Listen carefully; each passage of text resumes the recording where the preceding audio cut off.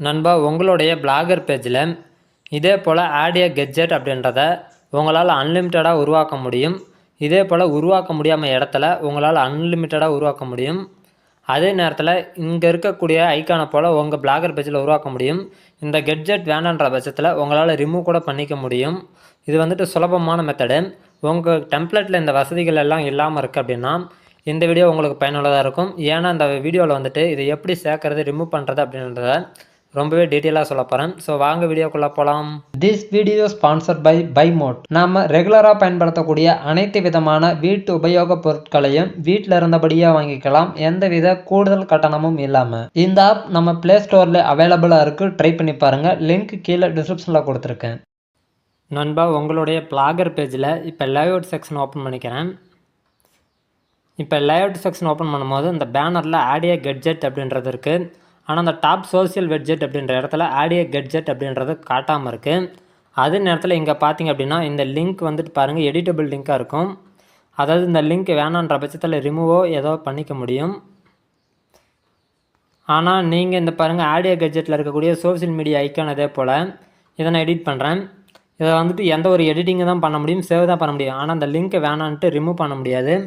So இது எல்லாமே எப்படி ஒரே தடவையில் பாசிபிள் ஆக்குறது, உங்கள் பிளாகர் லேஅவுட்டை எப்படி உங்கள் விருப்பத்துக்கு போல் கஸ்டமைஸ் பண்ணுறது அப்படின்றத அந்த வீடியோவில் பார்க்க போகிறோம். நீங்கள் கரண்ட்டில் வச்சுருக்கக்கூடிய தீமை பேக்கப் எடுத்துக்கோங்க. நான் இப்போ தீம் அழுத்துறேன். தீம் வந்த பிறகு இதை பேக்கப் அப்படின்றத கொடுக்கும்போது உங்களோட தீம் இப்போ பேக்கப் ஆகிடும்.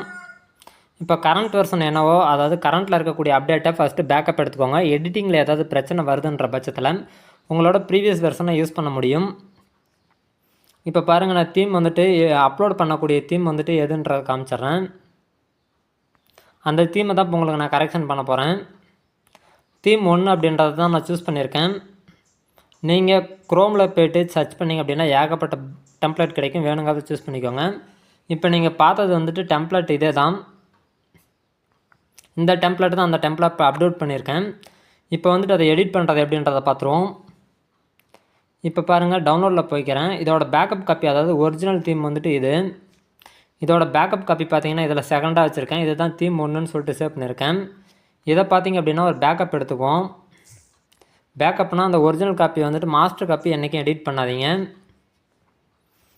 இப்போ புதுசாக ஒரு ஃபோல்டர் போட்டு நம்ம எடிட் பண்ணக்கூடிய ஃபோல்டரில் வந்துட்டு இந்த இதை சேவ் பண்ணிக்கிறேன், 4 அப்படின்றத போட்டு. இப்போ பாருங்கள், இங்கே ஐக்கானை சேஞ்ச் பண்ணிட்டேன், அதாவது இங்கே காப்பி பண்ணதை பேஸ்ட் பண்ணிட்டேன். இப்போ நம்ம எடிட் பண்ணதை வந்துட்டு இங்கே எடிட் பண்ண முடியாது.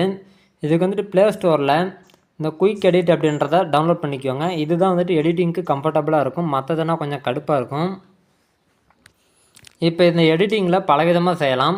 உங்களுக்கு கீவேர்டை கரெக்டாக கொடுத்துட்றோம். அந்த கீவேர்டை கரெக்டாக யூஸ் பண்ணும்போது உங்களுக்கு ஈஸியாக வேலை முடிஞ்சிடும். இது கீவேர்டெல்லாம் நீங்கள் எப்படி கொடுத்து சர்ச் பண்ணி உள்ளார போகலாம் அப்படின்றத சொல்லிடுறேன். மேக்ஸிமம் விட்ஜெட், கேப் விடாமல் மேக்ஸிமம் விட்ஜெட் அப்படின்றத அடிங்க.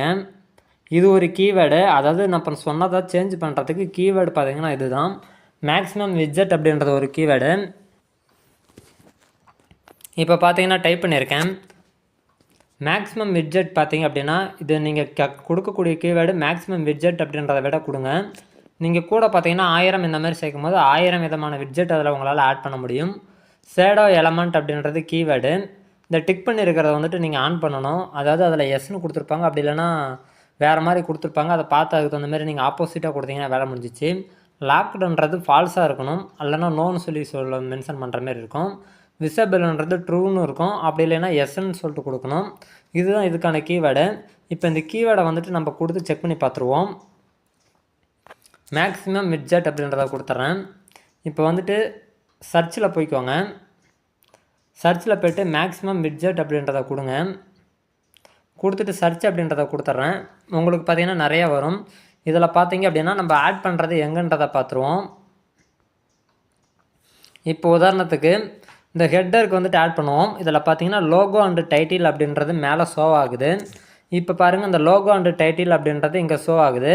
ஸோ அப்படின்னா இதுதான் அதோடது. உதாரணத்துக்கு எனக்கு அங்கே வேணாம் அப்படின்ற பட்சத்தில் டாப் சோசியல் விட்ஜெட் அப்படின்றது இருக்குது, அதை பார்த்துருவோம்.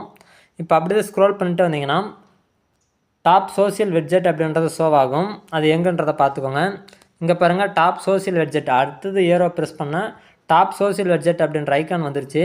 இப்போ வந்துட்டு உதாரணத்துக்கு இந்த மேக்ஸிமம் அப்படின்ற இடத்துல உங்களுக்கு வேல்யூ வந்துட்டு எவ்வளோ வேணும்னு கொடுக்கலாம். உதாரணத்துக்கு நான் ஒரு 1000 கொடுத்துக்கிறேன். அடுத்தது பார்த்தீங்கன்னா ஷேடோ எலமெண்ட்டு எஸ்ன்னு கொடுக்கணும்.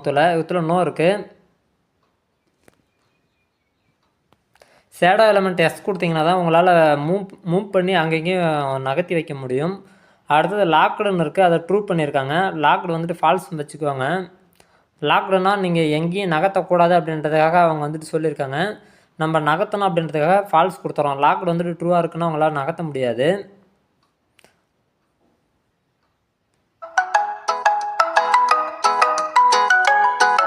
இப்போ பார்த்தீங்க அப்படின்னா ஒரு சிலதில் இங்கே விசபிள் அப்படின்றதெல்லாம் ஷோ ஆகும். ஸோ உங்களோட பிளாகர் டெம்ப்ளேட்டை பொறுத்து மாறிட்டு இருக்கும். இப்போ நான் சொன்ன கீவேர்டை வந்துட்டு இங்கே இருக்குன்ற பட்சத்தில் அதை அதே போல் பண்ணிக்கோங்க.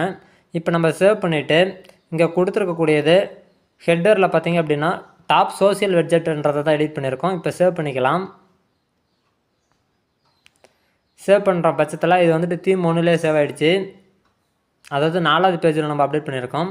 இப்போ வந்துட்டு தீமை வந்துட்டு ரீஸ்டோர் பண்ணி பார்த்துருவோம் நமக்கு கரெக்டாக ஒர்க் ஆகுதா அப்படின்றத. இது ஒன்ஸ் ஓப்பன் ஆகலை அப்படின்ற பட்சத்தில் ரெஃப்ரெஷ் பண்ணுங்கள். ரெஃப்ரெஷ் பண்ணிங்கன்னா ஓப்பன் ஆகும். அடிக்கடி மொபைலில் பண்ணும்போது இந்த மாதிரி இஷ்யூ வரும். வேறு வழி கிடையாது, மொபைலில் இந்த மாதிரி எல்லாம் வந்து தான் ஆகும். இப்படியும் வரல அப்படின்ற பட்சத்தில் உங்களுக்கு வராமல் இருக்குது அப்படின்னா அதில் பிளாகர் அப்படின்றத டைப் பண்ணுங்கள். டைப் பண்ணிங்க அப்படின்னா வெளியிலேருந்து அந்த லிங்க் மூலிமா ஃபஸ்ட்லேருந்து போங்க, அப்போ உங்களுக்கு ஓப்பன் ஆகும். அடிக்கடி பார்த்திங்கன்னா இந்த மொபைலில் பண்ணும்போது இந்த ஒரு இஷ்யூ வந்துட்டு தான் இருக்குது. இப்போ ரீஸ்டோர் அப்படின்றத கொடுத்துட்றேன். ஆல்ரெடி பேக்கப் நம்ம எடுத்தாச்சு. இப்போ ரீஸ்டோரில் பார்த்திங்கன்னா நம்ம 2வது இதுங்களா, இப்போ 4வது இதில் தான் நம்ம அப்டேட் பண்ணியிருந்தோம்.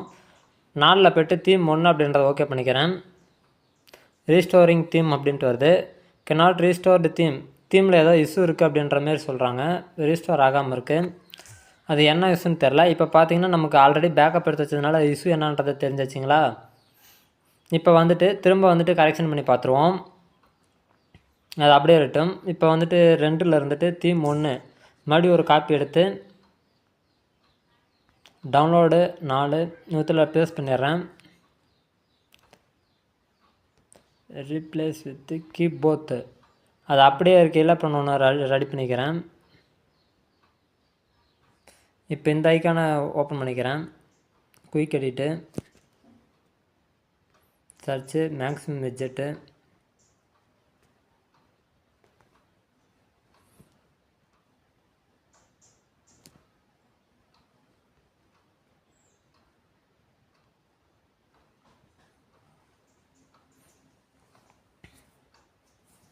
ஆயிரம் வெட்ஜெட் கொடுத்துருக்கேன். அடுத்தது ஷேடோ எலமெண்ட் வந்துட்டு நோவில் இருக்குது. இப்போ எஸ் கொடுத்துட்றேன். லாக்டு வந்துட்டு ட்ரூவில் இருக்குது. இப்போ ஃபால்ஸ் பண்ணிடுறேன்.